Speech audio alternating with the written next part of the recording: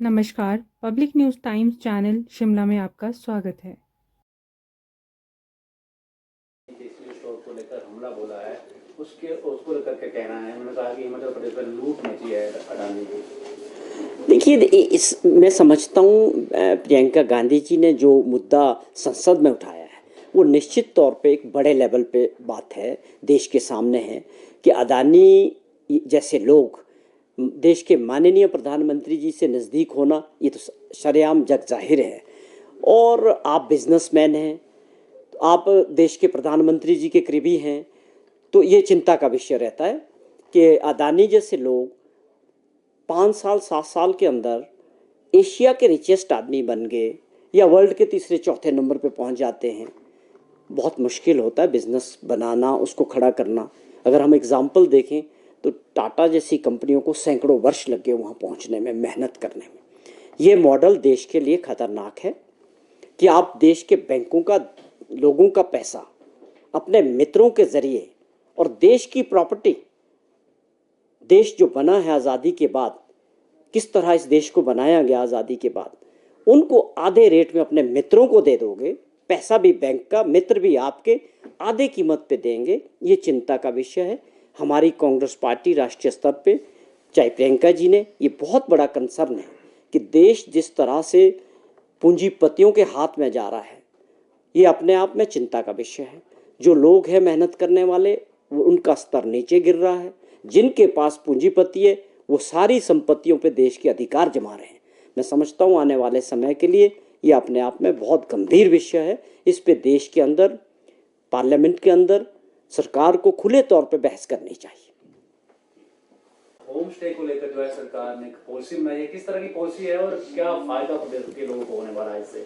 देखिए, home stay को लेके टूरिज्म क्षेत्र को रूरल एरिया में बढ़ावा देने के लिए और हिमाचल प्रदेश के लोगों को गांव तक रोजगार मिले और इस पॉलिसी से जोड़ने के लिए कल हमारी सरकार ने और माननीय मुख्यमंत्री जी ने कैबिनेट में एक नई पॉलिसी जो है होम स्टे को लेके अप्रूव की है। इसमें ख़ास तौर पे जो नंबर ऑफ़ रूम्स थे वो 6 कमरे तक जो है होम स्टे अब हिमाचल प्रदेश के लोग जो बोनेफाइड हिमाचली हैं वो इस कार्य को कर सकते हैं। इसकी 2 कैटेगरी हमने बनाई है। 1 से 3 कमरों का होगा, उसका जो रजिस्ट्रेशन फीस और स्ट्रक्चर है वो इस प्रकार से है कि आप समझें कि 1 से 3 के लिए जो शहरी क्षेत्र में होंगे, एमसी क्षेत्र में होंगे, वो उनको 6,000 रुपया का जो है रजिस्ट्रेशन चार्जेस पड़ेंगे। उसके अलावा अगर वही क्षेत्र 1 से 3 रूम है और सेमी अर्बन एरिया में है तो वो 5,000 रुपया होगा। और गाँव के अंदर 1 से 3 कमरे का जो रजिस्ट्रेशन चार्जेस होगा वो केवल मात्र 3,000 रुपया होगा। अगर आप 4 से 6 कमरों का होम स्टे चलाना चाहते हैं और वो शहरी क्षेत्र में है तो 12,000 रुपया आपको रजिस्ट्रेशन फीस टूरिज़्म डिपार्टमेंट के साथ अपने आप को करना है और 8,000 रुपया सेमी अर्बन एरियाज़ में रहेगा। और जहाँ तक गाँव का सवाल है वो 6,000 रुपया रहेगा।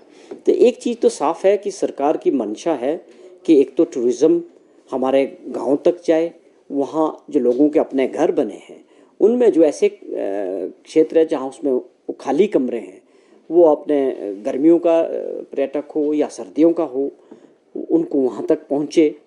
और हमारा जो कल्चर है, हमारा जो फूड है लोकल, इसको भी पर्यटक एंजॉय करें। और साथ में जो है लोगों को टूरिज्म क्षेत्र से जोड़कर उनकी आमदनी बढ़ाने का ये प्रयास, रूरल क्षेत्र को मजबूत करने की जो माननीय मुख्यमंत्री जी की पॉलिसी है उसके तहत हमने इस पॉलिसी को कल अप्रूव किया है। रजिस्ट्रेशन 3 साल के लिए पहले हम इसको देंगे, उसके बाद रिन्यूअल आप इसको 3 साल के बाद जितना चाहें हर साल के लिए कर सकते हैं। और रिन्यूअल फीस का जो स्ट्रक्चर है वो भी यही रहेगा।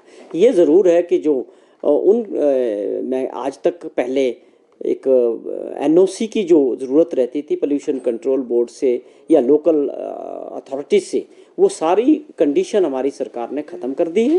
किसी प्रकार के एनओसी की आवश्यकता नहीं रहेगी और इस योजना को सरल बना के लोगों को और इसके लिए प्रोत्साहित करने के लिए मैं माननीय मुख्यमंत्री जी का और अपनी सरकार का भी बहुत धन्यवाद करता हूं कि इससे एक बड़े लेवल पे जो है हमारे युवा साथियों को गांव तक रोजगार से जोड़ा जा सके। संसद में धन्यवाद। रोजाना ताज़ा खबरों के लिए जुड़े रहें public news times channel Shimla के साथ सभी सोशल मीडिया प्लेटफॉर्म पर। हमारे चैनल को लाइक, शेयर और सब्सक्राइब करें।